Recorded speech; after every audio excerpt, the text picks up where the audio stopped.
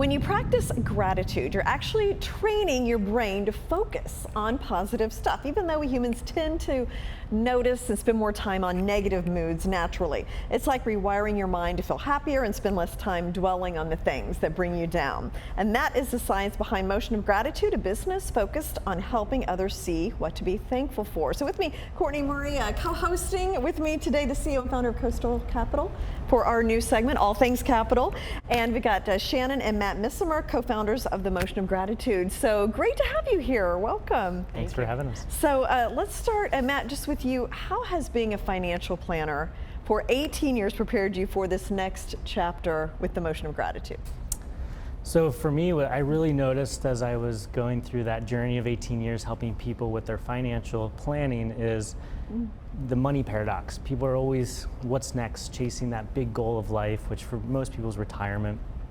And the paradox is that people would work so hard and they would get to that moment and something would inevitably happen that wouldn't be what they thought it would be. And they wouldn't be grateful all along the way because they were always working so hard. So as we transition into this life, I'm really excited to help people to be intentionally grateful every day so that their journey to that defining moment in their life is beautiful along the way. Yeah, makes sense. That's great, Matt. Thank you for sharing. And Shannon, you've had a different journey. So after being a stay-at-home mom for 8 years, you have quite a bit of a different perspective. And so I want to ask you, why do you want to start supporting the caregivers, and why is creating a space to empower individuals and practice gratitude something that you're passionate about? Yeah, I think, being home, especially with little kids, the idea of self-care and well-being, a lot of those things feel out of reach. Like you don't have a week to go on a retreat, even really getting to a workout class once a day can feel out of reach. And I think, really supporting caregivers and giving them tools that they can utilize in their own space, at their own pace. And for me, that tool was intentional gratitude. And it was learning to be present in my life. And I didn't want to look back on these years of parenthood and feel like I missed it.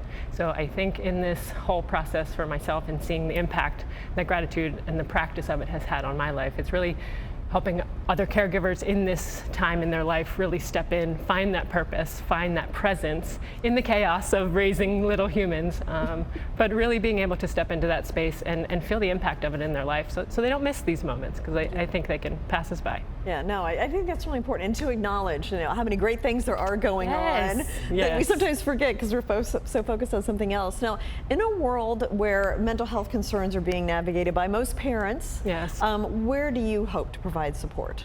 Yeah, so for me, I firmly believe that every single parent knows better than anybody else exactly what their child needs. But I think when you're a parent who's constantly in fight or flight, or you're in the state of overwhelm, it's really difficult to get to that place of calm and patience to be able to sit with your child when they're navigating things that are hard and navigating things that are intense. So I believe that if we can really provide these parents with resources to support their own mental well-being, to really regulate their own nervous systems, to be able to show up in their family, then they can show up for their kids in a different way. That becomes really that guide for them. I truly believe that change happens in the sanctuary of home. And if we can support the caregivers, then they get to show up and support their children because they know what they need better than any of us could ever tell them. So it's really in the supporting of the caregivers and really creating spaces for them to support themselves that they can support their families. I think that's great. And I know, Matt, being in an entrepreneurial and just corporate world for so many years, I want to know how you feel that this will support them as well, bringing the gratitude to that space.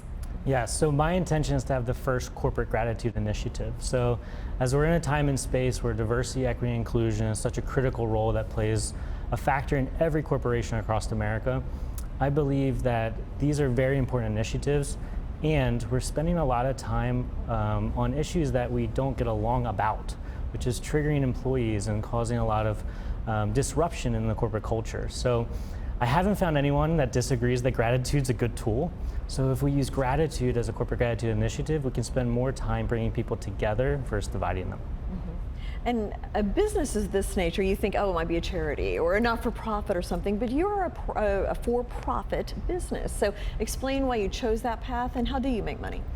So for me, I wanted to be a for-profit company. I want to be a conscious capitalistic focus. I believe that we can do good and make profit while doing it and then share the profit. and do it under a traditional capitalistic structure. So the way we make money is we have a physical product, which is the bracelets and 2 journals, and that is coupled with an app. And that app is a 28-day experience to design an intentional gratitude practice into your daily life so that you can truly feel the impact of that practice. Okay. Thank you so much, Matt and Shannon, and best of luck to you. Thank you so Yes. much for coming. Thank you for having Glad us. you're This here. is wonderful. Thanks. Thank you.